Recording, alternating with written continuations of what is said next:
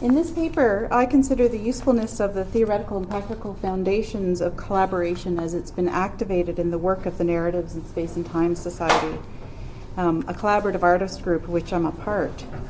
Narratives in Space and Time researches, organizes, presents, and documents public art walks, drawing on history, collaborations with other artists, and the performance and documentation of storytelling within community. Yesterday I mentioned the abandoned base at Shannon Park, so these are a few images from one of our walks.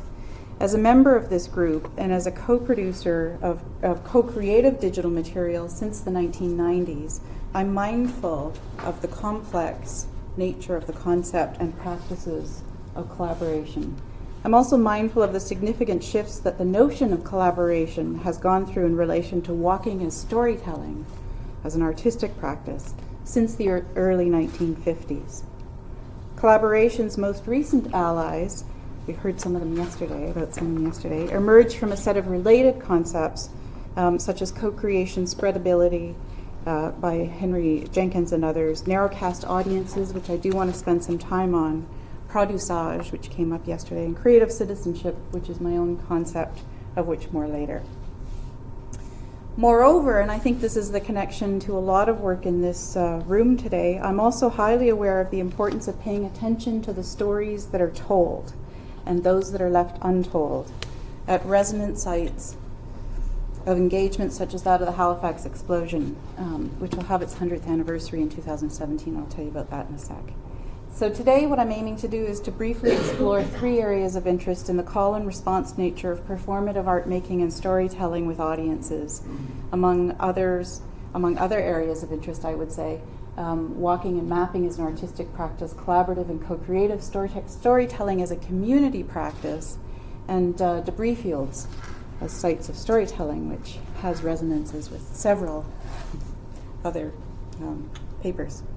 This is Narratives in Space and Time. Based in Halifax, Nova Scotia, there are 5 core members. They include Brian Lilly, who's in the middle in orange, a professor at Dalhousie University's Faculty of Architecture and Planning, whose specialties include integrated design and community engagement. Renee Grzycki, who's on the right here, who's a design and material cultural historian, as well as a clinical teaching associate at Dalhousie University's School of Medicine. Bob Bean and Barbara Launder. Bob's in the corner, Barbara's in here, that picture with me, both of whom are quite well-known artists, curators, and scholars at NASCAD University dealing in communication issues, and then there's me. All right. So this is Narratives in Space and Time on the interweb. We have a beautiful but only periodically updated website that documents our activities with images and pithy descriptions. We have a Facebook page, which is quite active, and an extremely erratic Twitter account. We've developed a blueprint for an app that can serve the needs of the kinds of public art walks that we conduct. And we have dozens of digital trails registered in our archives, showing pathways that we've walked over and over by ourselves during research walks or with others during public art walks. As a group, we aim to facilitate co-creation of content and meaning with other artists and members of the public while resisting scripting those collaborations. This has proven to be an incredibly successful approach and incredibly difficult, as we've engaged well over 300 individuals as participants or presenters in the last 3 years on this project alone. A little bit about the Halifax explosion. For those who don't know about it, it took place at 9:04 a.m. on December 6, 1917, towards the end of the First World War. Halifax is a working military harbor and has been so for well over 300 years. It's a naturally deep harbor, and the ocean is out this way, and there's a very, very deep basin out that way. This is called the Narrows here. It's a naturally deep harbor, but during the wars, the harbor was packed with ships, both world wars. The harbor was packed with ships avoiding German U-boats and other dangers. 2 of these boats collided one morning in the Narrows here. One of them packed to the gills with explosives, just as children were on their way to school. The explosion and tsunami that resulted killed almost 2,000 people outright and blinded hundreds. causing the Canadian National Institute for the Blind to set up a huge operation in the city just after its own founding, the CNIB's founding. It was initially set up in Toronto and then moved to Halifax. The north end of the city, here, burned all the way up the hill, even through the blizzard the next day.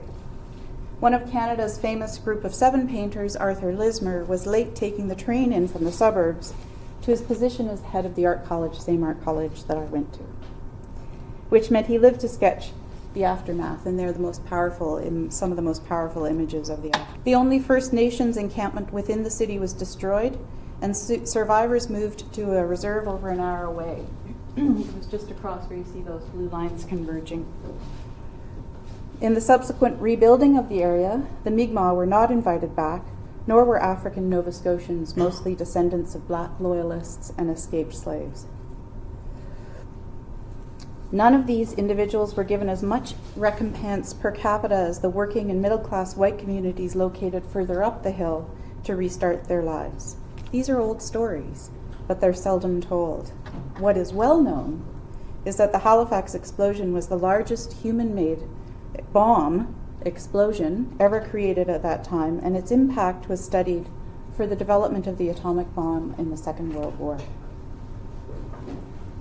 The violence involved, the trauma, and the absence of people, just want to give you a look at this, the absence of people and their stories reverberates today, with a massive shed, just you can see it there, just completed for a $30 billion contract for warship building that Nova Scotia won in competition with BC a few years ago. The shed is built virtually on the site of the explosion itself and blocks most of the harbour views that the aging public housing just above it used to call their own. That's the context. This is an area of trespass. You're not allowed to be on this side.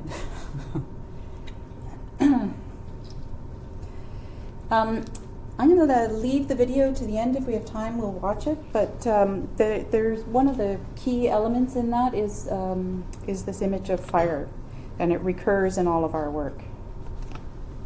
I also want to draw attention while we think about this to the roots of the narratives in space and time artistic practice in psychogeography, in particular the psychogeographic work of Debord in the 1950s, including the co-creative practices of the derive or the drift, and in artist-led events deriving from the fluxus and dada movements of the 1960s. Many of us involved at Narratives in Space and Time trained, and many of us have taught at NASCAD, reflecting also the tentacles, I'd say, of the conceptual art movement of the 1970s, where NASCAD excelled for a time. Consequently, as a group, we respond easily to the giving and taking of instructions in pursuit of quests and storytelling grounded in the spaces we occupy. Karen O'Rourke talks about, quote, artists as cartographers, end quote, to suggest that the way in which we could see the world is different from how we currently live in it. She notes, quote, cognitive mapping refers to the process of structuring and storing spatial information. We visualize our physical environment in terms of shapes and relationships, thus reducing cognitive load and enhancing learning, end quote. This allows artists, for example, to ask audiences to walk through one city using a map from another, just to see what that reveals. It also enables some great memory tricks. If you conceive of a complex idea as a series of rooms through which you move to arrive at a conclusion, then you can more easily remember the sequence of the arguments. The notion of navigating boundaries and territories is another way to think about this. Consider the artist projects that you know that involve labyrinths, mirrors, and tracking or wayfinding as crucial ways to generate alternative maps of the world. Janet Cardiff sends you on narrative adventures by giving you instructions and sometimes images to work with. Esther Pollock bends the documentary format to provide cameras to participants in milk production to document how Latvian milk travels from the cow to many homes elsewhere. Open source mapping, think of violent crime tracking or OpenStreetMap in various cities, or Toronto's Murmur project which collects and shares oral histories. These were all originally artist storytelling projects meant to be shared. And this is the point I want to make about them, but they're only sustainable in the long run through voluntary participation or by using data in ways it wasn't first intended to be used. Consider the importance of power relations in all these negotiations. Look at this set of 3, there's many more, alternative maps of the world and the author's reliance on understanding connectivity and convergence to demonstrate power relations. It's in the embedded power that projects that are involved in those kinds of relations that projects such as Narratives in Space and Time's debris field seeks to unpack in ways that make sense to the people living on the ground. This work makes me think about co-creation and convergence culture, which emerges in the late 1990s in conjunction with the financialization of the language of creativity. So for example, innovation, creative class, creative economy starts to ascend through discussions about creativity and culture. The enthusiastic uptake about the potential of the internet and mobile media to encourage the practice of democratic or interactive participation has been studied only obliquely in relation to public art practice, though much more widely in respect of industrial media production. The optimism practiced in the media industry, however, has become considerably tempered and nuanced since 2000, I'd say about 2008, 2010, through those economic challenging times. The now sprawling domain of scholarly inquiry explicitly connecting the arts and humanities to technology, of course, contributed to the development of the digital humanities throughout the 2000s. The digital humanities themselves articulate foundational concerns with citizen engagement in social relations, for example, through the Digital Humanities Manifesto, and that's what I want to pick up on, that kind of intent. Narrowcast audiences.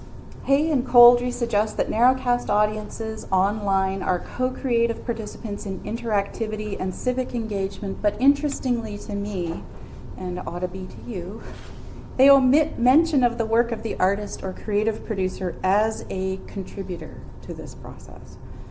From my view, the more complex potential of the internet and mobile media is in a fluid combination of collective action, archiving, aesthetic experimentation, and yes, some business ventures and infrastructures that involve audiences. This potential is made more obvious through the explosion and then the demise of websites, search engines, social media platforms, and .com businesses, which have been documented extensively, including my own work on CBC's experimental forays into digital media in the late 1990s, CBC, the public broadcaster in Canada. Co-creation emerged from and was reshaped by convergence culture in the 2000s.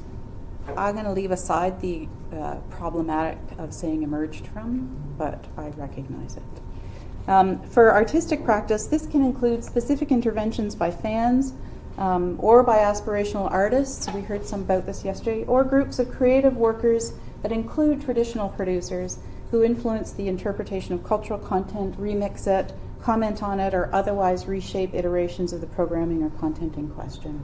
It also includes involvement and response of programmers, curators, media, and narrowcast audiences. Theoretical work by Axel Bruns in relation to convergence culture helpfully grapples with understanding audiences as producers in his term, opening the door to extending the notion of narrowcast audiences to becoming producers themselves, if only momentarily, as suggested in this image of Narratives in Space and Time audiences and their many, many smartphones documenting events they shared with us and with others. Bruns proposes the concepts of producage and produceurs to bridge emerging relationships between certain narrowcast audiences and media producers during the 2000s. This has a place in media production studies. Producers are the aspirational, though still amateur stage of Vicky Mayers, soft pornography videographers, before they're commissioned as professional producers to provide piecemeal programming. Slightly more cynically, John Caldwell proposes understanding this relationship as a fully professionalized environment that enables increasing levels of increasingly precarious levels of worker-generated content. His analysis also points to the precarity of bronze producers, so the people in the previous slide have a very precarious relationship to professional documentation. These notions begin to explain how relations between artists, producer-directors, and citizens/collaborators/consumers overlap and diverge from one another in terms of production practices as well as potential cultural expressions. The producage relationship remains a fairly binary one between producers and users. It does not necessarily delineate a new distinctive role in the creative domain, though it aspires to provide a position of agency for the audience-based co-creators involved. And although it addresses a relationship between professional producer and a narrow band of narrowcast users, it cannot explicitly address the ongoing dialogic relationship. This is one of the things that I think was interesting about what JR said this morning, between artistic creators as creators and as subjects, broadcasters, funders, policymakers, and narrowcast viewers beyond an immediate fan base. For that, I just want to turn for a moment to the concept of creative citizenship as I've developed it in my research, and think for a moment about the implications of debris, virtual, ephemeral, or physical. In creative citizenship, the artist or creative worker in a variety of roles is central.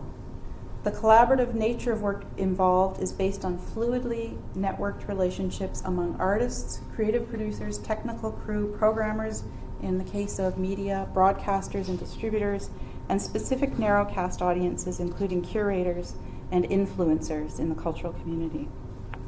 Creative citizenship considers the potentially generative nature of artists' work as the most passionate and informed of narrowcast audiences, as well as through the production of creative experiments and objects themselves. This enables the incorporation of an increasingly complex and crucial understanding of co-creation from the professional end of the spectrum. This is an element of production that briefly raised its head in the late 1990s in television, in a multi-platform environment, and now strives to emerge again. That brings us back to narratives in space and time society and a consideration of debris. A suite of public art walks comprises the group's current overarching project, Walking the Debris Field, Public Geographies of the Halifax Explosion. The project is creating content for 2 exhibitions and an array of walking-based activities for the explosion's centenary in 2017, the same year as Canada's sesquicentennial. The focus for each Narratives in Space and Time event emerges from reflective discussions and explicit desires to engage audiences in narratives of the explosion, including how it has shaped the city, region, the country, and distinctly late 20th and early 21st century preoccupations with the mediatization of conflict, trauma, and recovery that still reverberate today. In other words, by considering the debris of such events, we can learn something. Perhaps our most popular or intense engagements revolve around the expert reproductions of buildings that burned down during the explosion and our burning of those models. The act of destruction, preceded by explanations of historical trade routes, working conditions, and comparisons to those sites and the people who live there in the present day, are evocative and powerful stimulants to stories shared about similar circumstances. What we call giveaways, like these replica mortuary bags from our April walk, or the commemorative sculpture designed and built by a dozen architecture students in the summer of 2014, are tangible reminders for walk participants to continue to give consideration to the narratives of the city and how we interact on a daily basis. A community is created and sustained through engaging and shared public art experiences. The primarily content-sharing, genre-expanding, and narrowcast audience projects with which we're involved is reflected in, and I hope this has come across despite the tidy appearance of this PowerPoint, I hope it reflects the messy and kind of conflicted but effective space-making efforts that we undertake as a team of creative people with the help of several collaborators and increasing number of narrowcast audiences. Our last walk had 100 people, and it was hard to communicate with everybody. And the disruption of civic expectations around a historical anniversary and its interpretations. The work of Narratives in Space and Time and several public art walks includes intense attention paid. I like this idea of the intensity of clusters. Stories shared and plenty of media uploaded to social media platforms. But it's in crowding together, physically crowding together, mobilizing in neighborhoods, listening, recording, editing, and sharing that our narrowcast participant groups really move towards produçage with us, including acts of engagement with historical influences on the present day. And we'll look forward to more. Thank you.